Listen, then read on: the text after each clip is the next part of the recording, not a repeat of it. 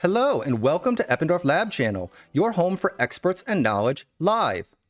I'm Matthew Yerkevich, a marketing manager for Eppendorf SE, and your moderator today here, broadcasting live from Hamburg, Germany.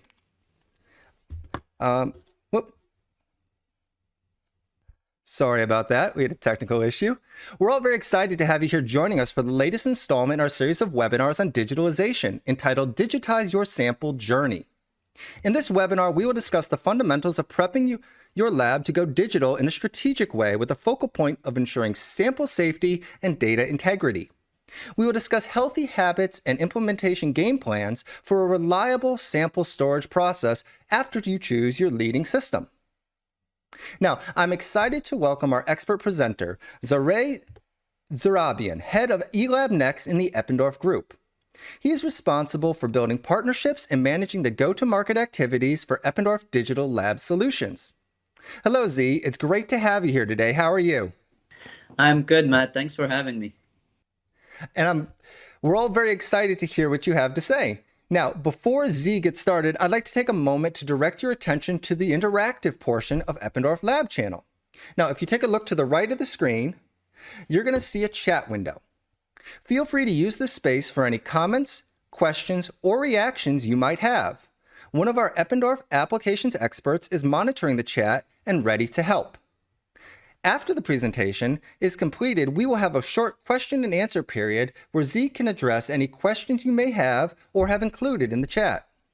You can also message us for more information about demos and more in-depth conversations. Now, without further ado, I'd like to hand over the reins to Z. Z, the stage is yours. Thanks, Matt. Thanks for having me. Hello, everyone. Looking forward to speaking with you about lab digitization and digitizing your sample journey. So what I will do in the agenda today, we will discuss, I'll give you an introduction to eLabNext. Then I will actually give you a demo of what is a healthy way to start digitizing your lab. So without further ado, let's get started.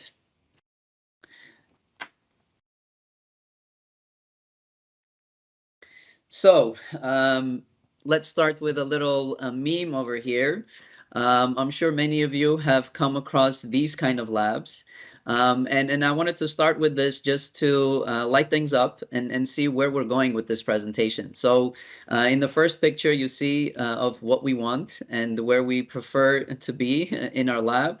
And in the very last picture, you see what we actually have. This might be an over-exaggeration for many of you, but looking at these pictures, you get to see the problems that all of us have faced when we've been doing research in the lab. So what can we do to move away from that last picture and come closer to the very first picture? Is it all technical? Is it all digital? Is it maybe also behavioral? Maybe there are some trainings that we need to do in the lab of the actual staff. So in this presentation, we'll touch upon all of these topics. So when we look at lab digitization, digital health, or data integrity, these are kind of the big buzzwords that you see in the industry. When we talk about accessibility, we are not just talking about accessing data remotely, which of course has been a huge help during the pandemic. We're also looking at accessing very specific sets of data.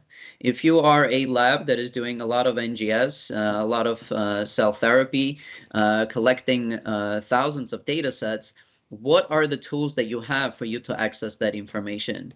Is that information important for you when it comes to the journey of your sample?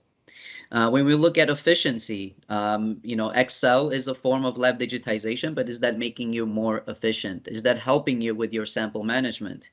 So what we'll do in this demo, we'll also look at ways to automate the sample journey in the lab and see how we can become more efficient in the process. Security and compliance. This is another huge topic. And when we talk about your sample journey, it's not just its physical journey, but it's digital journey. It's intellectual property that's attached to that sample. Is that secure? Is it compliant by the company, by the industry guidelines? So we'll look into that. Data analysis, which is kind of further down the line. for all of this data that you are collecting through years of research, what can you do with that information? Because that sample journey does not stop when the sample has been discarded. It can continue going for years due to the information that's embedded within that sample. And lastly, we'll talk about instrument monitoring and connectivity, because this is very much part of the sample journey, whether it's your freezer and monitoring its temperature, whether it's your EP motion, and any of your other kind of liquid handling products or PCR products that you have in the lab. All of them generate information on that sample. So how can we access that information, and what are the tools that we have available to help us to deal with it? So a few things that I think is important to note when it comes to digitizing your sample journey is that you want to have a software that goes by these guidelines that you see on the screen. So most importantly, ISO certification is extremely important for your data security.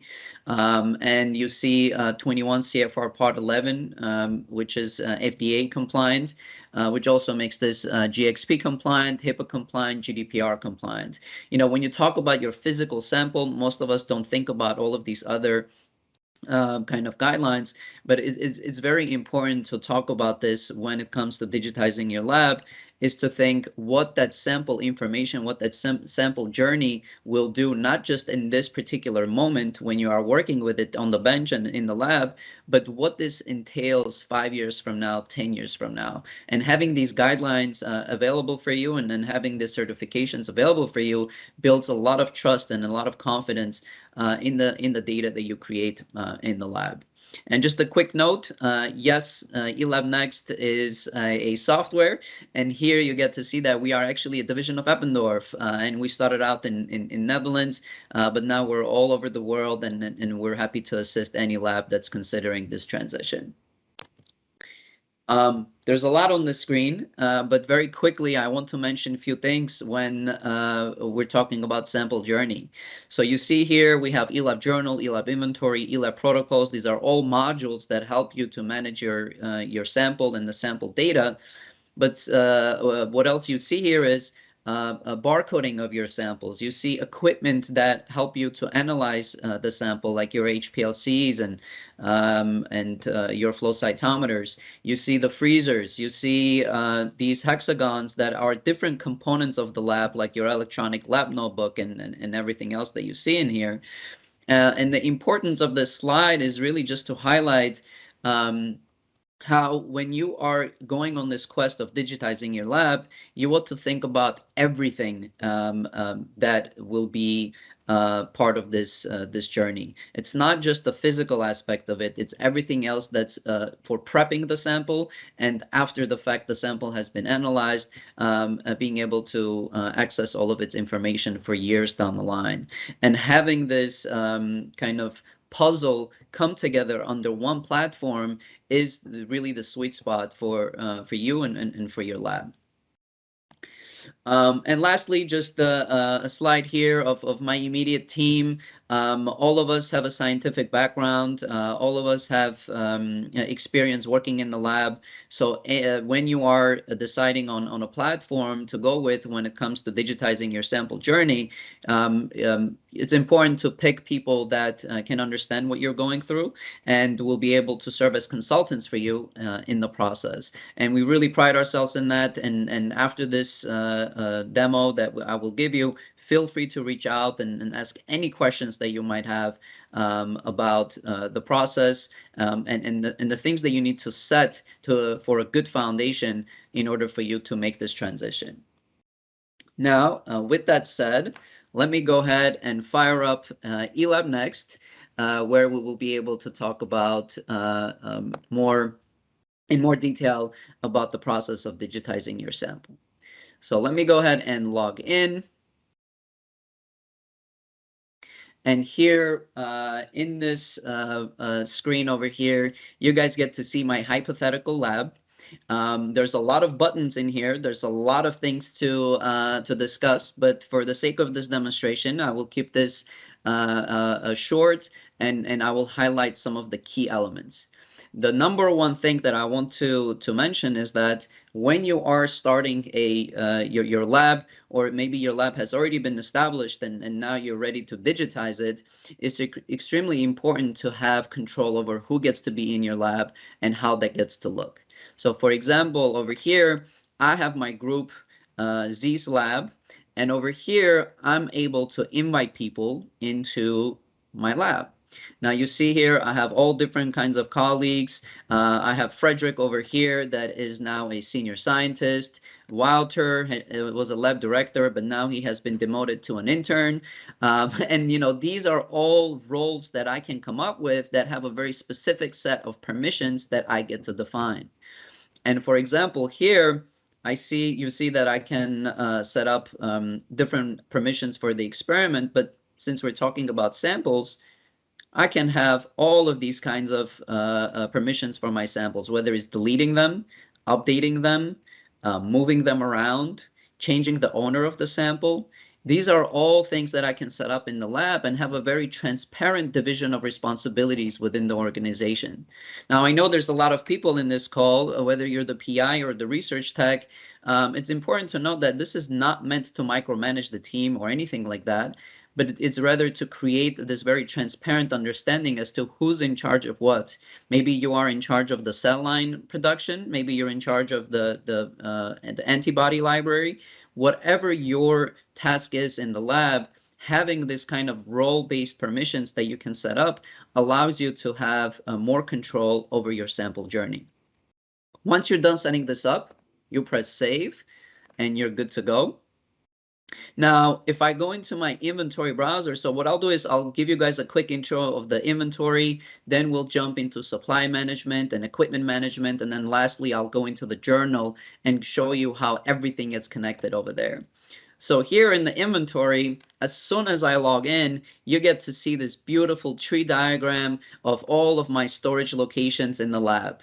So for example, I have my liquid nitrogen with my cryotank A that has towers, and within those towers, I have my 5x5 sample box where I can keep my samples. If I go into my -80 freezer here, where let's say I keep my COVID swabs, I try to keep it topical to the times. Don't blame me here. I have shelves, I have racks, and within that I have my sample box where I keep all of my samples. So now you get to see where I have all of these nice samples. I can look at them in list view, I can look at them in box view, and all of this is customizable. Very easy to create. And it's important for it to be customizable because especially in a large institution, you might have so many different kinds of storage locations, one from Thermo, one from Sterling, one from Eppendorf. And if that's the case, you will be able to customize them directly over here. Now, when it comes to the samples, I can go into this COVID-19 swab, and you get to see I'm hosting all of this information within it. Patient ID, location, test results, symptoms. And by the way, these are not real data. This is not real patients. This is all dummy samples. So don't be worried about that. But here, if I go into my cell line, this has a completely different set of information built within it. So for example, if I in the COVID-19 swab, we had information like patient ID and so on. If I go into my cell line, I have images from the microscopy that I got. I'm keeping track of which cell type it is, the passage number, the freestall cycle, the sequence, and so on and so on. And so to everyone in this call right now, think of what is your sample journey? What are the information within your samples that you want to keep track of? And if you're currently using Excel and you have those column titles, all you have to do is just transpose them over to the side and create these fields for them within the system. And just like the storage units are customizable, same way the sample types are customizable. So let me just show that to you very quickly over here. I have so many different sample types here in my configuration section over here, whether it's cell lines, whether it's let's say COVID-19 swabs or tumor, tissue, antibodies. These are all things that you're able to create in the sample type section. So over here, once you create the sample and you're working with the sample, here you see I have my tissues, tumor, urine, vector. I mean, these are all examples of different sample types that you will see in the lab. To give you guys an interesting story, I have a lab in Texas that is doing research on horse vaccines, and their location is not a freezer, and it's a barn, and their sample is not a cell line, but a horse. So it's important when you're choosing a platform that will digitize your lab workflow is that it's highly customizable, because depending on the direction that your lab is moving into, you want to be able to adapt to the times. You want to be able to adapt to the new features that the industry will be releasing in order for you to keep up and not kind of grow out of a system. And here at eLabNext, we value that a lot, and we take our kind of the industry's needs into consideration when we're developing these highly customizable features.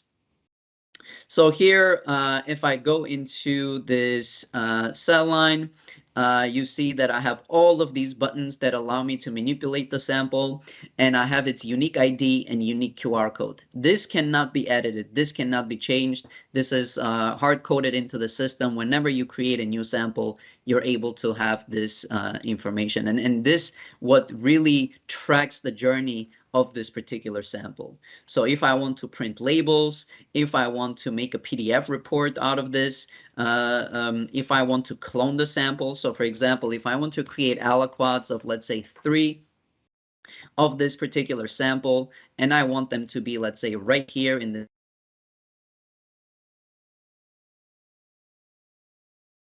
I can do this little workflow over here.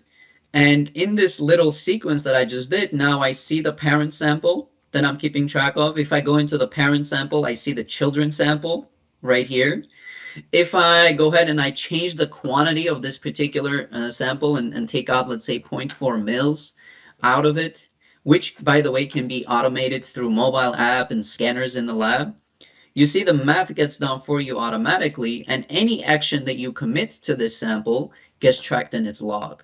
So from the birth of the sample all the way to us changing it, uploading an image to it, changing the quantity from 2 mils to 1.6, who is the person that did it, what time, all of these things are being tracked in the system. So this is a component of that sample journey that we're talking about, is whatever actions that you're making to this sample, including if I go ahead and I delete this sample, that's no problem. Now I have created more space over here. I can consolidate my freezer. And by the way, if you think that you have a freezer problem in the lab or a space problem in the lab, 9 out of 10 times you don't have that problem. You have a sample problem, not a freezer problem. So being able to consolidate space in your freezers is extremely important. If you have all of these legacy samples that nobody knows who it belongs to, there might be some sticky notes on it with handwriting that nobody can read, markers on it that nobody knows who it belongs to. You are not alone. This is a very common problem in the lab. But being able to have this kind of audit trail of deleting your samples is extremely important, because now if I go into my sample archive, I will be able to see that sample right here. Our cell line Eppendorf ZZ-1 is now in here. I get to see the red line around it symbolizing its deletion. But in case if I made a mistake, I'm able to restore it back to its original location. So if I want to do that, I can bring it back over here, and now this becomes um, part of its history. It's part of its journey that this sample was deleted and then it was brought back to life, as you can see over here. Now, all of these other buttons over here just show you all these different ways for you to manipulate the sample, edit it, update it, move it around, check it out and check it back in. And if we're talking about the journey of the lab, of the sample, we also want to talk about the journey of the research tech, the person in the lab that's moving around, updating things, and so on. So for example, if I use my mobile app over here, which I have it opened over here, if you can see my phone on the screen, I can go ahead to this sample, scan it, Over here, I don't know if you guys heard a beep or not. Let me try that again. Here it is. And I can go ahead and let's say quantify this and take out 0.3 mils. Now, when I refresh this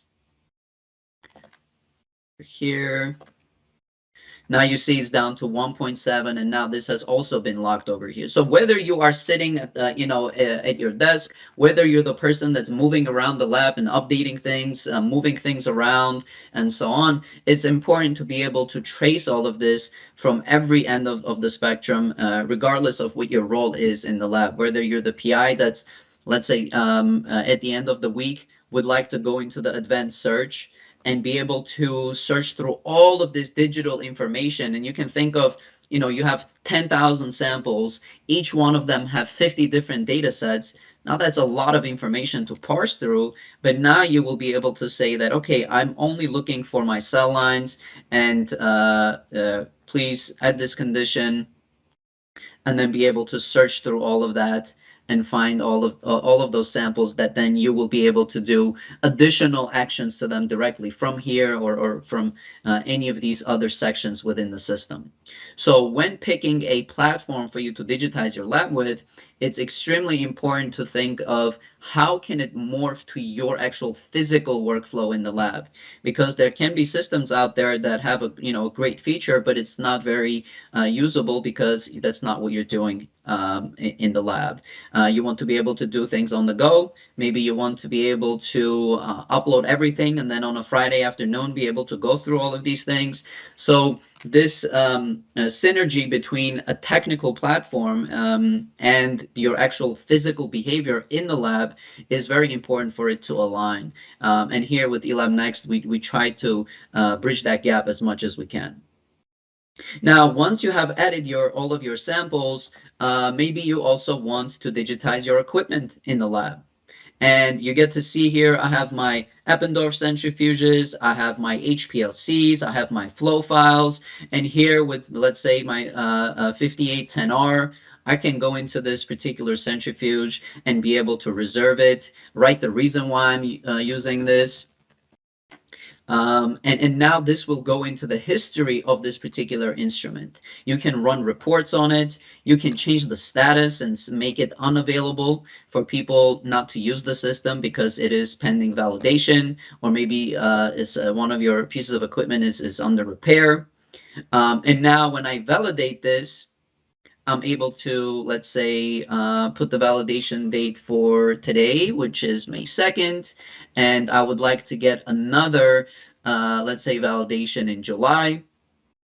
And now I can attach a file to this if I wanted to proof of this validation, press save. And now I can go ahead and make this available once again. Now, in this little sequence that I just went through, the reason why I did this is to just show you that you can have the history being built for this piece of equipment indefinitely. And this allows you to kind of be able to track, why is this particular piece of equipment breaking down more often than the other? Well, maybe because we're using it way more than the one that's further down the line in the lab, and people are don't want to get to it, or any of these kind of indirect understandings of the lab, and the behavior of the people in the lab. You are able to kind of track through these digital functionalities, and most importantly, when you are uploading all of the validation information of your equipment, and being able to track by, let's say, the expiration dates, being able to schedule your technicians to come in and take a look at them and fix them and so on, this builds a lot of confidence in the lab. The research techs and everybody else trust the data that they collect, and you in turn trust the data that you collect, because everything is transparently available for everyone to see, and everyone is up to date to the things that's happening in the lab. And where does this fall in place when it comes to sample journey? Well, you put your samples in this equipment, right? You put your sample in your centrifuge, you put your sample in the HPLC, and if you don't trust the HPLC's validation because you don't know where that file is, you don't know who's keeping track of it, then you will always have your doubts about the numbers that you collect. But if everything is under one platform and available for you to track, then you trust the information that you start collecting from these pieces of instruments. Um, with regards to instruments and monitoring in the instruments, you also notice here I have my temperature of my freezer. Of course, this is, this is a -80 freezer, but the temperature says 23.54. Well, that's because the sensor is just in the room, in our office. It's not in the actual freezer. But this just goes to show you that, again, if you know exactly the temperature that your samples are in, using, let's say, the Visionize sensors, then you again trust the data that you are collecting of these samples. And if it goes below a particular threshold, you will get notifications, and you will know that, okay, maybe it's time for me to go into that freezer and move things around because there's something wrong with one of the freezers. And lastly, I will show you two more things. I will show you the protocol management, and then which will take me about 3 minutes, and then I will go into the journal and spend about 5 to 7 minutes over here to show you how everything kind of comes together in this comprehensive project management tool of eLab, where you combine information from your samples to your final reports. So here in the protocols, you get to see how I'm creating all of these different kind of SOPs. Again, these are all dummy protocols, so don't mind any of the craziness in here. But here is an example of, let's say, a pixel sorting protocol that you see over here.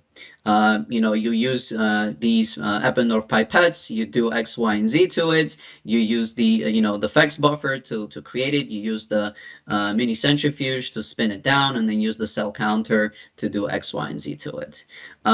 You can also have a lot of dynamic fields in here. So for example, if I'm creating cell lysis buffer and I want to change the volume from 100 to 250, the math gets done for you automatically. So you can really take this to any direction that you want, and be able to create protocols with full version control. So any changes that you do to your protocols and SOPs on how to manage the samples, and what is that sample journey, you will be able to track all of its changes that you're making to it. So here you get to see all of the things that I've deleted, added from version to version of all of my protocols in the lab. Now, if I go into my journal, you get to see this another tree diagram over here of all of my let's say projects. Within those projects, I have my studies. So here's my process development project. Within that, I have all of these different kinds of studies, and then within those studies, I will have all of the reports. Same thing here. I have my R&D project. Within that, I have all of these reports, studies, and the reports.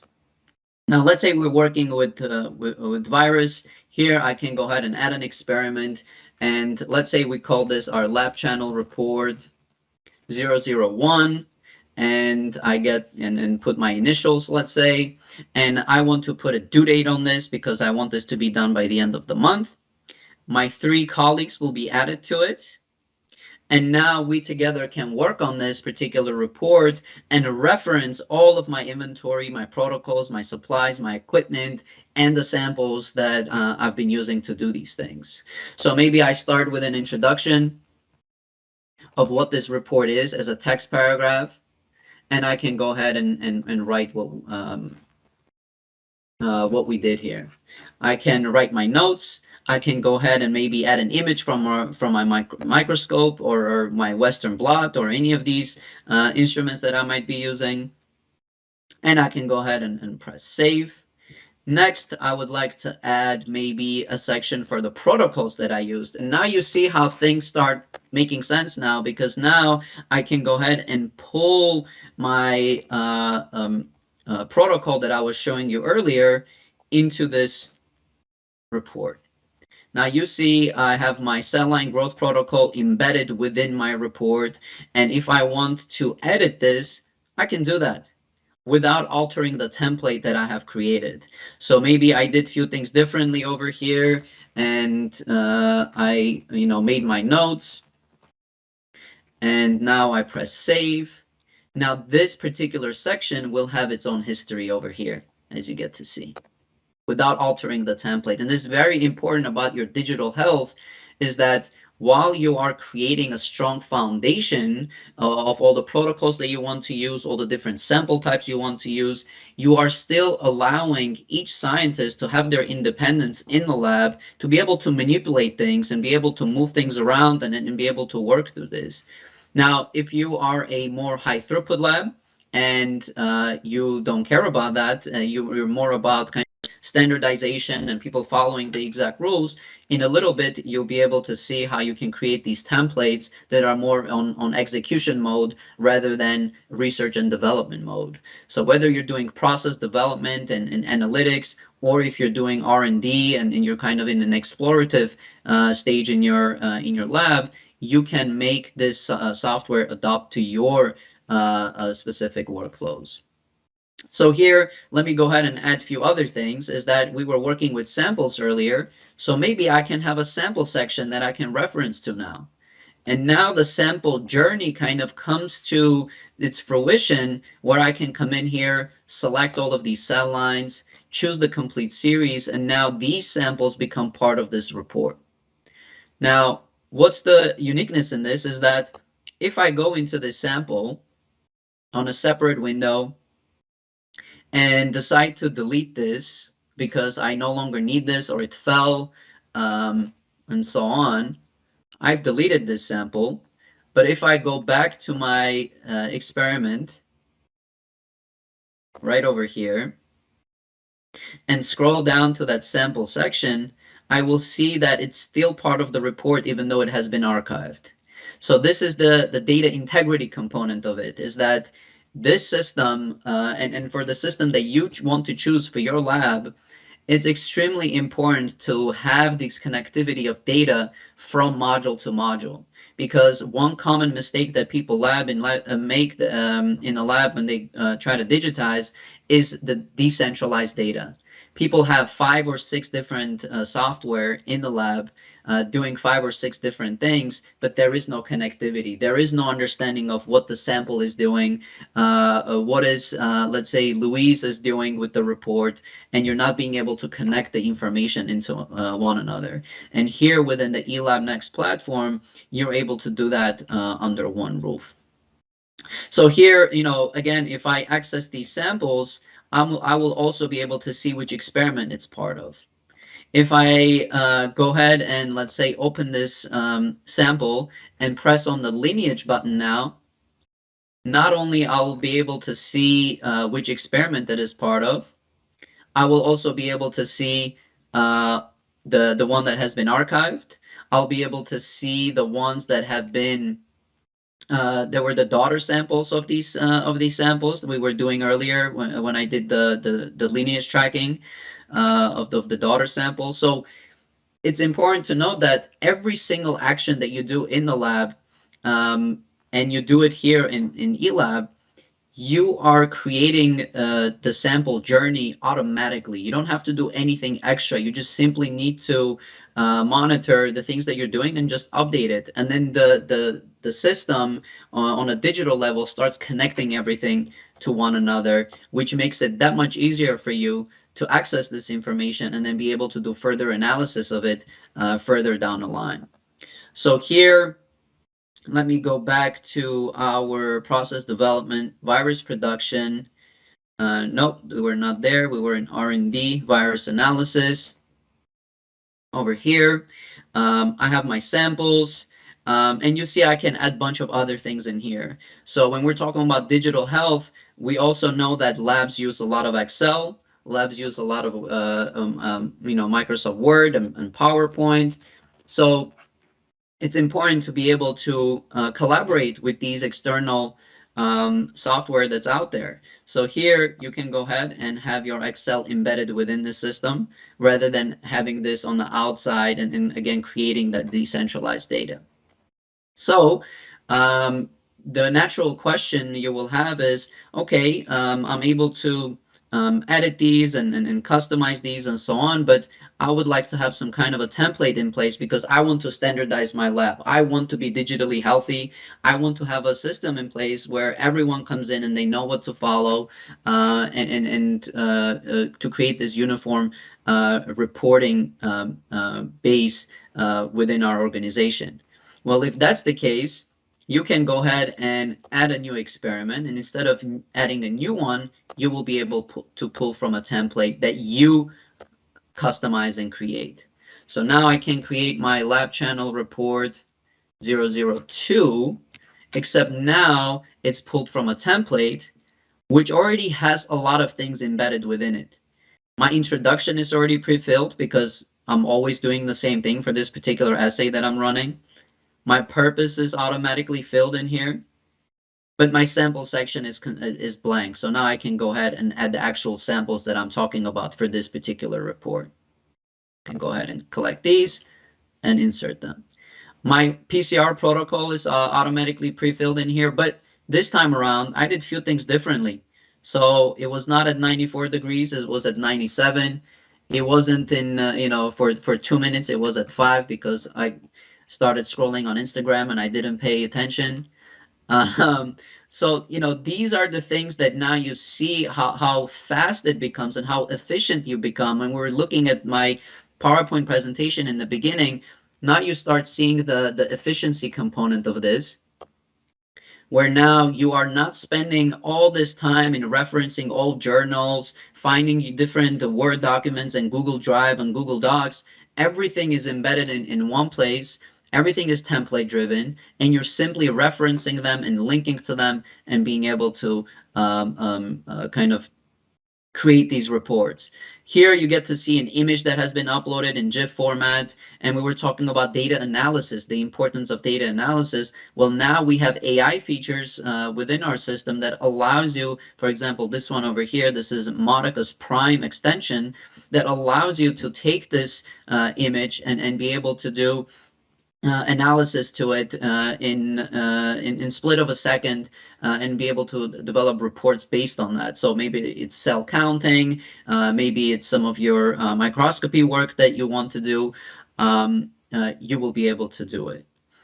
Here's my discussions and everything else. I don't know how much this will apply to your specific lab, but in this general demo as I'm presenting to you, I'm sure there's a lot of points of reference of how you want to be able to create your reports. And now if I go ahead and I sign off on this, I'm able to send it over to one of my colleagues who will be able to countersign this in return. Once it's signed by both of us, this is where let's say the sample journey on a short term ends, because now it's closed off.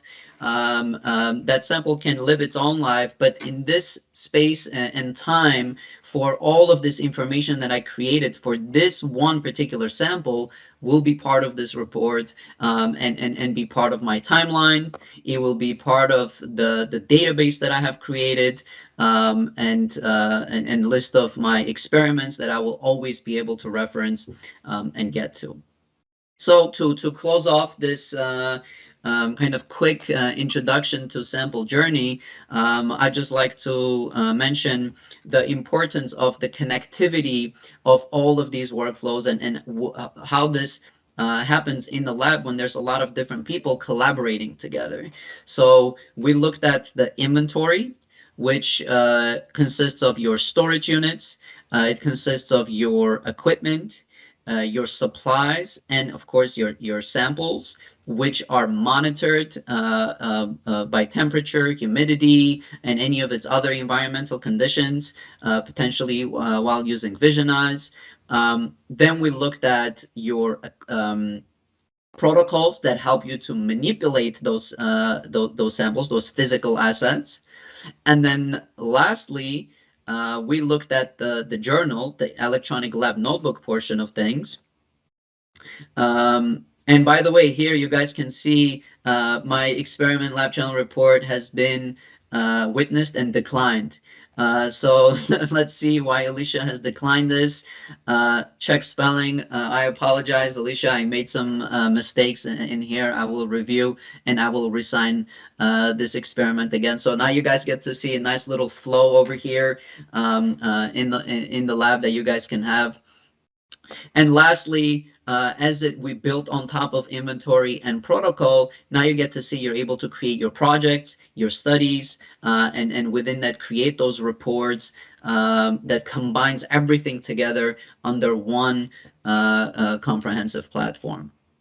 So without further ado, I'll stop here and see what questions are coming up from everyone.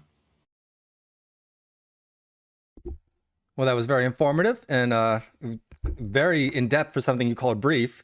So we did have a couple questions. The first was about capacity. Working with about 500 samples a day, are there any automation tools available for samples? Yeah, absolutely. So there's a couple of ways to go about that. The first thing is if you are uploading a lot of samples and you're looking to digitize a lot of samples at once, there's several ways to go about it. One of them is you want to consider the Eppendorf rec scan and the safe code. This will help you to import a lot of samples at once on a physical level.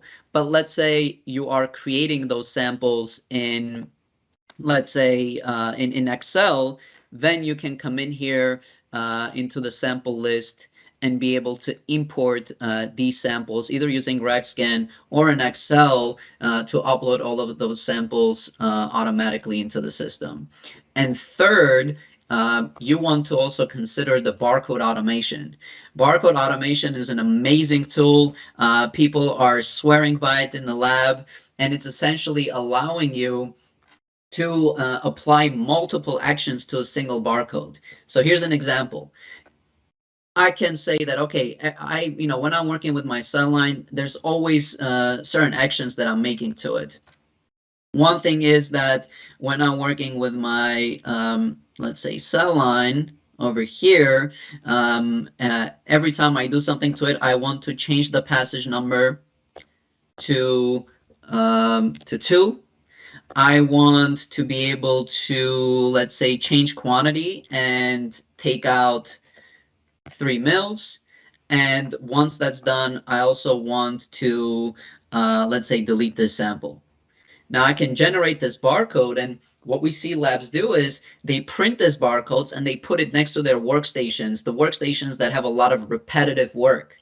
And they just put it in there and they scan those 500 samples. I think that you mentioned 500. They're scanning all of these 500 samples at once. Then they scan this barcode, and all of these 3 actions get committed to those samples with your audit trail and your information within it. So really, the sky's the limit in here as to the things you can do. You can have 20 different actions within this barcode, and you can get very creative and you can customize it as you need it. So between these 3 solutions, when it comes to automating some of the sample work in the lab, we will be able to assist them with this. All right. Now, you were talking about multiple people. If you're in a lab of 10 people, what's the best practice for implementing a new software like this? Yeah, that's a very good question. Whoever asked this, this is one of the big questions that comes up when we're implementing. If you're a lab of 2 or 3 people, it's completely different versus a lab of a couple of hundred. And our number one advice is to have someone that becomes the product owner. Let's say in a lab of 10, one person within that company needs to really own the product and learn it and be able to roll it out to everyone and have a training regimen internally. Now, luckily, we have kind of a template in place. We have a lot of training material. So we kind of prime you with all of that. We give all of that information over to you to make it that much easier for you to train your internal team. And then with every new hire, be able to kind of implement that same training method with every new team. Now, in a lab of, let's say, a couple of hundred people, that's a bit different. You might want to have a couple of extra key users available, and maybe you want to start with, let's say, 25 people, and then roll it out to a new 25 people, let's say, every 2 weeks, instead of opening it up for everyone at once. Now, why is that? Well, because with every 25 people of 2 weeks, you develop tribal knowledge in the lab. Now, the first 25 become that much more advanced in their knowledge by the time the fourth wave comes in, and they become more knowledgeable, and they can help each other, and have more camaraderie around the system, within the lab. So these are things that we consult labs with. It also depends on how tech savvy they are, how comfortable they feel in the lab. And we've seen both ends of the spectrum. We've seen labs that don't need any training, and right from the beginning, they start using the system, and they're very advanced, and they're using all of the features at once.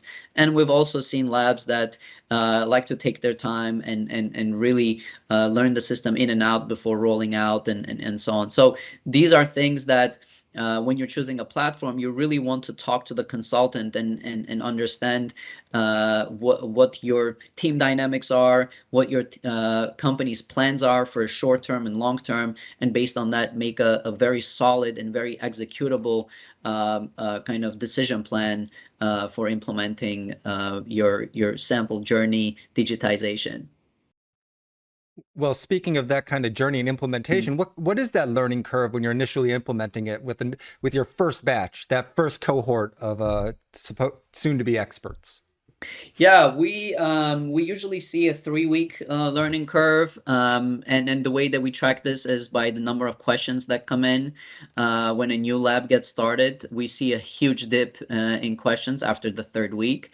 Most of the reason why is because we have this nice little question mark over here, that as soon as you click on that and you want to learn about samples, well, you can go ahead and click on that, and there's a video that will show you how to do these things. There's a lot of visual cues that help you to learn the system in and out.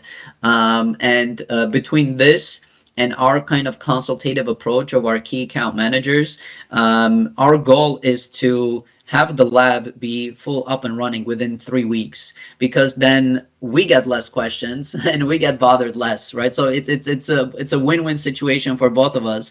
We want the lab to be very comfortable in the system, because then that makes our life easier, and they want to be kind of independent as soon as possible, because they want to hit the ground running, and start utilizing the system. So the first 3 weeks, it's we're is when we see the learning curve really dipping. Do you have any AI tools available within eLabNext? I remember you said AI at one point when you were talking about the moving GIF that we saw. Yes, we do. Let me X out of here, go back over here. Yes, we do. So, and that's a great question. So, in the marketplace, we recently installed these two extensions, Immunomind and Modicus Prime. With Immunomind, this is, if you're in multiomics, if you're working with 10x genomics chromium instruments, or any single cell sequencing that you do in the lab, you really want to pay attention to Immunomind. This is an amazing startup from Berkeley, out in the West Coast, and essentially you're able to attach all of these large files into their system, and be able to do the analysis for for all of your cell therapy kind of work that you do in the lab. That's one of them. Another one that I wanted to highlight is this MP Vision one. This is Modicus Prime, and they do image analysis, where you can essentially train your AI to look for certain things within the image, and be able to give you the analysis that you want of these samples. So you can imagine this really the sky's the limit with this. Things that would take us years to do, now you can just feed it into the AI. For example, with Mauticus Prime, it takes about 10 to 20 images for it to really become at almost 100% efficacy. And from that point on, you can just feed thousands of images from your ZStack files, from your microscopes, and it will be able to give you the reports that you want within minutes. So these are the two AI tools that we have right now that's worth mentioning. There are many others that are in the works, and there's a few others in here right now that are in development. So we're excited to share them. If people follow us on LinkedIn, Twitter, and all these other social media platforms, you will see all of the new AI tools that are coming out. All right, and just one more question. It's very application based. Do you have any chemistry or molecular biology tools available? Oh, that's a great question. Yes. So let me go back to our experiment browser over here. Let's go into one of these here. Um, if I go ahead and I add a section over here and add my, let's say, chemical drawing, I'll be able to draw my chemicals in here and all of my molecules. If you're working with oligonucleotides, all of these things you guys are able to create in here. There's nice 3D views as well. But most importantly, again, it's all about, this is all fine and dandy if you draw these chemicals in here, but what can you do with that information? Well, we have substructure searching, we have exact search, you can create chemical reaction tables. We have an integration with CAS database and UPAC database and so on. So and this is an add-on that we call ChemAssist. It's available now, and labs can really take advantage of this. So now you can also look at not only your general sample journey, which we usually think of like a wet lab, but all of your kind of compound library, those are samples as well. So you can keep track of all of your chemical library in here with SMILES integration and so on. And then with regards to molecular biology, absolutely, we have, let me see if I have something available here to give it a visual cue over here. I might have deleted that sample, but essentially we do have a molecular biology suite in here called GeneAssist. So now you see ChemAssist, now you see GeneAssist, where you're able to have integration with GeneBank, with SnapGene, Clone Manager, any of these other software, and be able to upload all of your files, add your primers, restriction enzymes, do your ligasing, and so on. To be able to keep track of your molecular biology workflow as well. So so now I'm glad you're asking this, because now you get to see kind of the full scope of the system of how a lab can benefit, whether it's their chemistry arm, their molecular biology arm, or the analytical lab. Everybody can coexist together and work together under this database, because traditionally one common problem that a lot of these different departments had was the breaking in communication and breaking connectivity with between each other. And now we see that this is changing. We see that collaboration is extremely important. We see that bioinformatics teams are now much more involved with the people in the lab. And with this platform, this kind of helps you to elevate that to that place, to that level, for these things to be able to be done.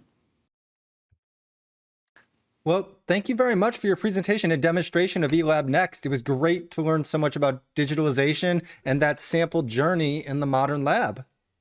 My pleasure. This was fun. I'm glad, and I hope to have you back again soon. Sounds Now, good. to learn more about eLabNext and the Eppendorf digitalization future, visit eLabNext.com. Find out how to elevate your research with digital lab solutions to improve the quality of your life science study, optimize your workflow, and increase productivity. You can request a personal demo and start a free trial today.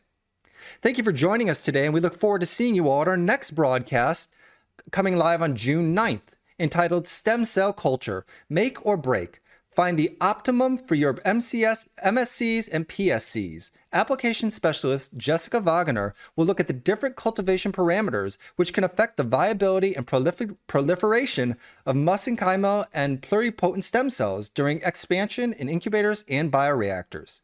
You could go to eppendorf.com/lab channel to save the date in your calendar. If you miss out on this broadcast or any of our past events or future events, you can view all our episodes on demand at eppendorf.com/lab channel. Watch them all on your own time and use the links to contact the experts with any questions, comments, or reactions. Now, on behalf of Zareh and everyone else at Eppendorf Lab Channel, thank you for taking the time to join us. And until we see you again, stay safe and have a wonderful day.